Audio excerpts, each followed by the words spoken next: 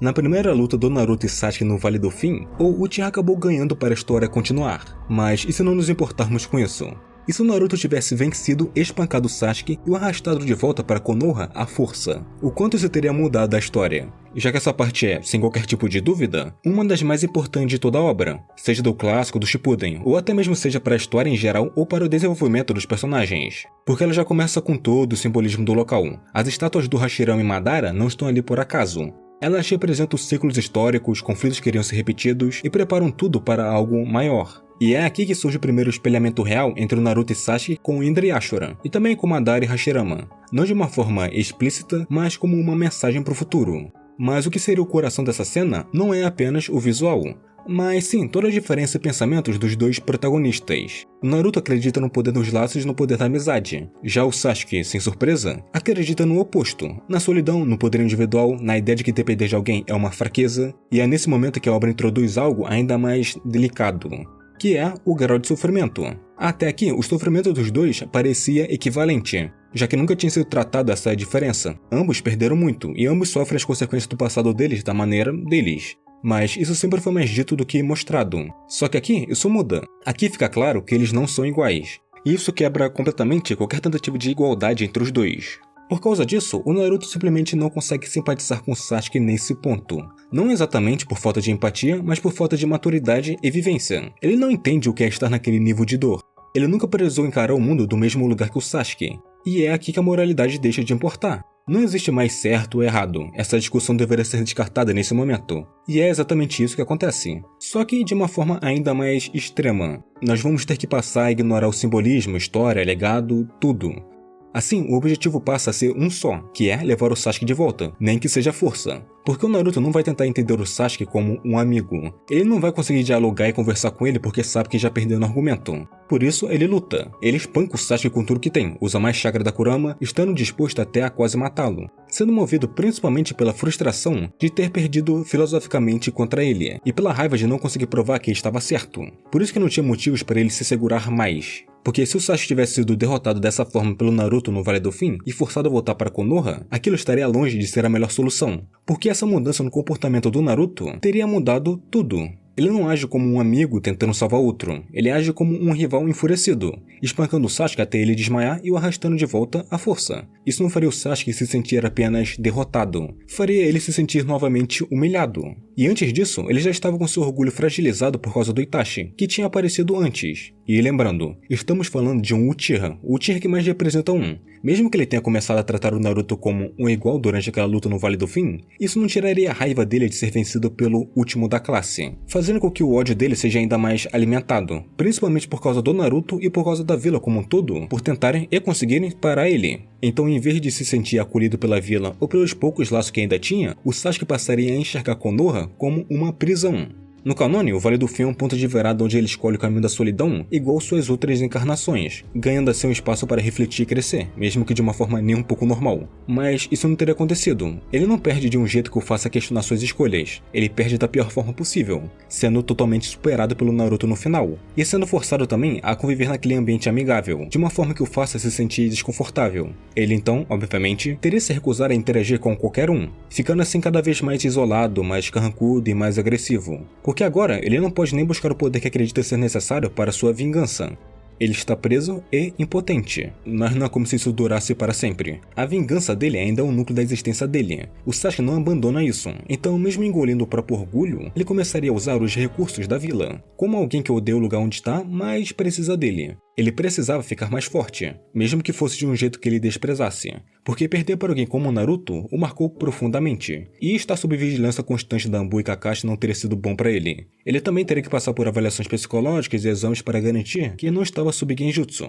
Isso porque a vila não podia confiar nele. Os Anbu estariam muito em guarda para qualquer movimento de fuga dele. Então ele teria que esperar e suportar esse ódio que sentia. Ainda mais com o estresse que sentiria de não poder ter mais uma vida normal, que ele já não tinha. Sendo também até mesmo proibido de participar de missões por um tempo ou com missões muito limitadas para ele. Assim, seu ódio pelo Naruto cresceria quase que ao ponto de ser tão grande quanto ele sentia pelo Itachi, querendo assim uma vingança contra ele. Enquanto isso, do lado do Naruto, as coisas não seriam exatamente tão felizes assim. Ele ainda sentiria a validação de ter cumprido a promessa com a Sakura, mas no fundo, ele saberia que aquilo não era uma vitória de verdade. Mesmo que não quisesse aceitar naquele momento, ele sabia muito bem que trazer o Sasuke de volta daquela maneira não seria o mesmo de trazer o amigo de volta. Só que ele ainda não tem maturidade para aceitar isso, ainda mais quando a vila começa finalmente a reconhecê-lo. Afinal, ele teve uma sequência de conquistas desde que se tornou um Genin que era impossível não prestar atenção a isso. Primeiramente foi a missão Rank A onde Zobas apareceu, e ele conseguiu voltar depois de completar a missão com seu time, sem nenhuma perda. Também tem o fato de ter passado por todos os testes do exame Chunin, e mesmo que não tenha se tornado ele até mesmo derrotou o Neji, e agora com essa missão, que foi tecnicamente um sucesso. Um sucesso superficial, mas ainda assim um sucesso. E o mesmo vale para o time de resgate. O Shikamaru ganharia ainda mais respeito por liderar uma missão desse nível logo após de se tornar um Chunin. E o Choji, o Neji, o Kiba e até o Akamaru seriam vistos como ninjas promissores, dispostos a dar a vida pela vila. E isso não seria necessariamente bom. No canone, o fracasso dessa missão e as quase mortes são o que forçam todos eles a amadurecerem. E aqui esse choque é um pouco suavizado. O crescimento acontece, mas não com a mesma intensidade. O Shikamaru teve um salto de diferença gigantesco desde essa parte para alguns anos depois. O mesmo pro Kiba, o mesmo pro Choji, o mesmo pro Lee e o mesmo pro Neji. A Sakura, por exemplo, sentiria alívio por ter o Sasuke de volta. Ela não entenderia completamente o motivo dele querer ir embora, mas isso não importaria totalmente para ela. Ele já estar ali já seria suficiente. Já o Kakashi ficaria mais dividido. Ele estaria feliz por ter recuperado seu aluno e por ele não ter caído nas mãos do Orochimaru, mas ele estaria plenamente consciente de que o Sasuke odiava aquela situação.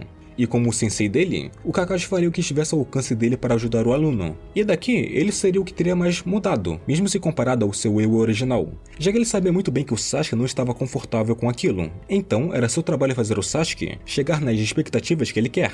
Ou seja, treinar o Sasuke a ponto dele esquecer do Orochimaru e mostrar que ele pode ficar forte, mesmo seguindo o caminho mais normal. Com o Sasuke podendo aprender uma gama maior de técnicas que o Kakashi tem, focando em um combate mais tático e refinamento do Sharingan, sem o uso de esteroides como os do Orochimaru e Kabuto.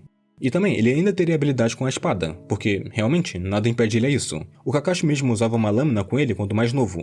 Ele até poderia usar um estilo ao fazer a espada conduzir eletricidade para tornar os ataques mais letais. Isso faria o Sasuke evoluir, e até que bastante. Enquanto isso, o Naruto ainda partiria para treinar com Jiraiya por causa da ameaça da Katsuki. Mas aqui surge um problema sério, que é a motivação. Afinal, ela era trazer seu amigo de volta. Então, com esse Naruto menos intenso e com o objetivo não tão formado assim, como teria sido sua evolução? Bem, por causa dessa mesma falta de motivação, o Naruto não iria conseguir treinar tanto quanto deveria. Ainda mais quando ele tem que treinar todo o básico, porque ele nunca teve isso.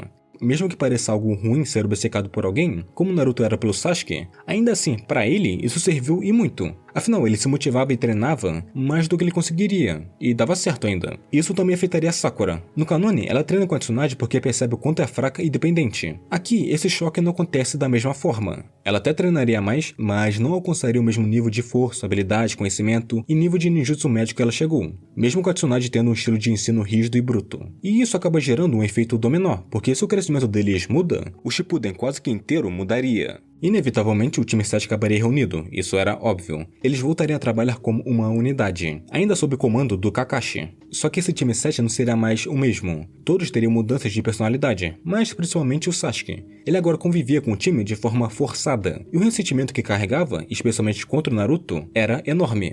Isso faria com que as missões fossem problemáticas desde o início. O Sasuke não trabalharia direito em equipe, ele agiria mais sozinho sempre que pudesse. E o Naruto também teria mudado.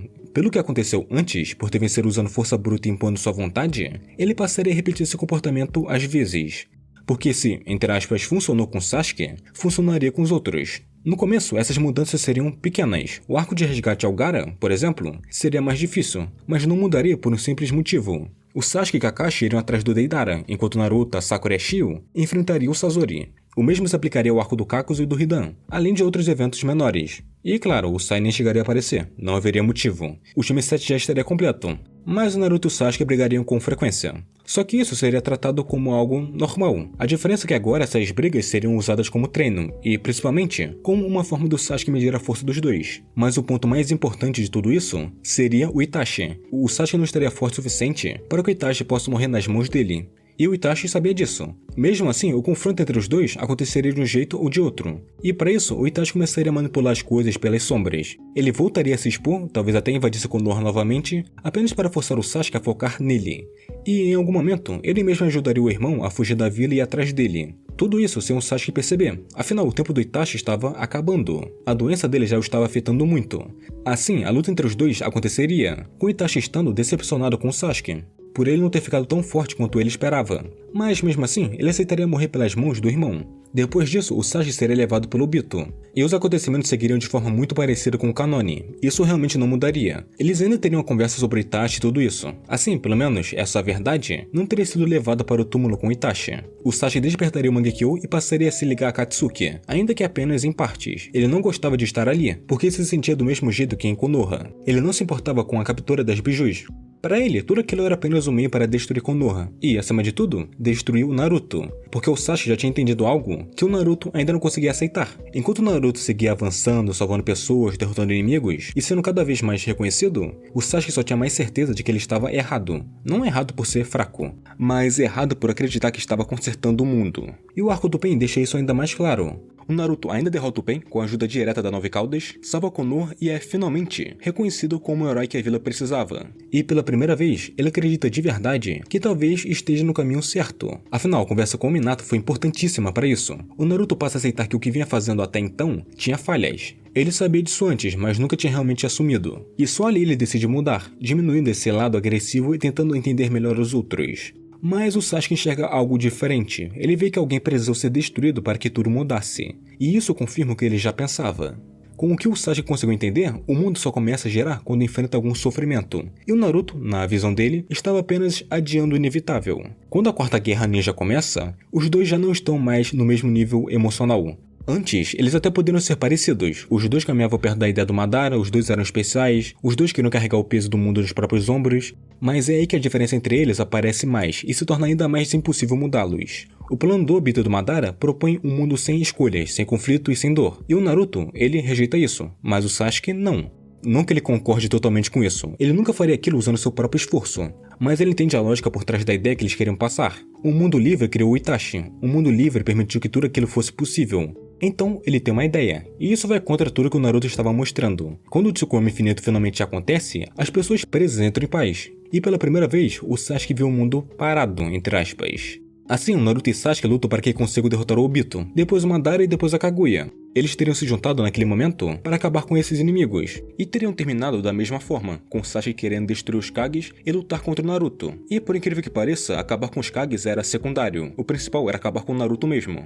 E com isso claro, eles têm sua luta no final de tudo. E é ali que o Sasuke entende que perdeu. Ele perde de novo no Vale do Fim, mas dessa vez perde em tudo. Não só em força, mas na ideia e no propósito. Ainda assim, ele não fica sem alternativas. Ele ainda tem uma, que é se vingar do Naruto. E é nesse ponto que ele vence sem qualquer tipo de arrependimento. Ele diz ao Naruto que já provou tudo o que precisava provar para aquele mundo, e que tudo tinha que terminar de uma maneira ou de outra. E os dois sabem a verdade que o mundo que o Naruto defendeu ainda vai criar novos órfãos, novos Itachis, novos Sasukes, e libertar as pessoas daquele sonho significa condená-las a sofrer de novo.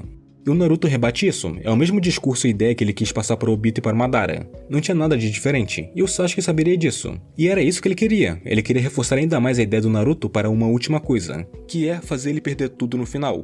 Com ele tirando a própria vida, só por saber que o Naruto vai perder para ele no final de tudo. A mesma pessoa que ele antes pensava ter salvado, não teria sido salvo. E mesmo depois de mudar e se esforçar para salvar essa pessoa, ele não conseguiria. Assim, o ciclo de reencarnações não teria terminado. Ao tirar a própria vida, o Sasuke garante algo que o Naruto nunca conseguiu enfrentar. Uma perda irreversível que sempre vai ficar na memória dele, sem conseguir superar. Ele entrega essa dor ao Naruto, sabendo que agora ela é permanente. Só que mesmo assim, o Naruto ainda conseguiria trazer todos de volta. Como o Hagoromo disse, bastava o chakra das 9 bijus, que o Naruto possuía e o Rinnegan do Sasuke, que ainda funcionaria mesmo depois da sua morte. O Naruto então implantaria o olho em si mesmo, para salvar o mundo. E o mundo seria salvo, mas o estado emocional de Naruto, Kakashi e Sakura estaria longe de estar bem. Mesmo que o Kakashi e o Naruto ainda se tornassem Hokages, nenhum dos dois se sentiria realmente digno de estar vivo. E se o Sasuke parar de dividir o topo e o peso de proteger o mundo, o Naruto ficaria exausto. Ele ainda seria mais forte com o Rinnegan, mas também seria solitário naquele lugar. E claro, a perda do Sasuke também significaria a extinção dos Uchihas. E bem, a Sakura não superaria isso tão cedo. Diferente do Naruto, que seria o mais afetado, ela conseguiria, depois de muito tempo, chegar a um estado um pouco melhor. No fim, ela acabaria com o Tsunade após perder o Jiraiya. Mas eu diria que dos três, o Kakashi seria o melhor mentalmente. O que é incrível, se virmos a vida que ele teve que passar. Mas por ser mais experiente e saber lidar melhor com perdas, ele ficaria em um estado menos destruído do que os outros dois. poderes. E com tudo isso, é claro que Boruto também mudaria. Na verdade, ele nem existiria, os eventos do The Last mudariam isso. E nessa parte, se as coisas já estavam ruins, aqui seriam ainda piores. Sem o Sasuke não haveria ninguém para impedir o desastre quando os fragmentos da lua começassem a cair sobre Konoha. Sem ele, a vila estaria destruída junto com todos que estivessem ali, e a história deixaria de ser um romance, e se tornaria apenas mais uma história de luto e ainda mais tragédia. Quando Naruto e os outros retornassem, encontrariam apenas a área da vila completamente devastada. Um pedaço da lua teria apagado Konoha do mapa, deixando os sobreviventes sem um lar para onde voltar. E isso quebraria totalmente a mente de todos ali, principalmente do Naruto e da Sakura, que já não estavam nem um pouco bem. Se o Naruto tivesse formado uma família com a Hinata ou até com a Sakura, o que nesse cenário é uma possibilidade real, isso seria uma escolha arriscada. Poderia não ajudá-lo em nada ou poderia ser a única coisa que o faria melhorar. Eu penso na Sakura como uma possibilidade porque os dois passaram juntos por praticamente tudo, mas no fim, nada daria certo. Tudo teria acabado no final e a culpa recairia sobre o Naruto. Foi ele quem forçou o Sasuke a voltar para Konoha. Foi ele quem se recusou a aceitar ser o que estava errado. E foi ele quem falhou em resolver os problemas que ele mesmo criou. Se formos ainda para o que seria Boruto, os Otsutsuki ainda iriam aparecer. E esse Naruto, mesmo com o Chakra das 9 Bijus e mesmo com renegando o Sasuke, que ele ainda manteria consigo, não teria como ele suportar contra ele sozinho. Afinal, em todas as lutas, ele precisou do Sasuke para ajudar ele. Seja como o Moshiki ou o Ishiki. Não tinha como ele, mesmo com esse novo poder gigantesco que teria, lutar contra esses caras. Afinal, ele estaria sozinho. A famosa solidão do mais forte, ou pelo menos o humano mais forte. E é bom lembrar que era o Sasuke que ficava investigando os Otsutsuki. E como ele não estaria aqui, isso não teria acontecido. Não teria quem fosse investigar eles. Porque não tinha como o Naruto, por si mesmo com uma família e sendo aquele mais importante na Terra, sair para investigar essas coisas sem mais nem menos. O Sasuke podia porque o mundo estava em quase total paz e ficava fazendo isso literalmente por anos até mandar alguma informação para a vila, já que ele tinha que passar por várias dimensões para isso. E como agora não são dois, é só um, não teria como ter esse equilíbrio que tinha entre investigar e proteger.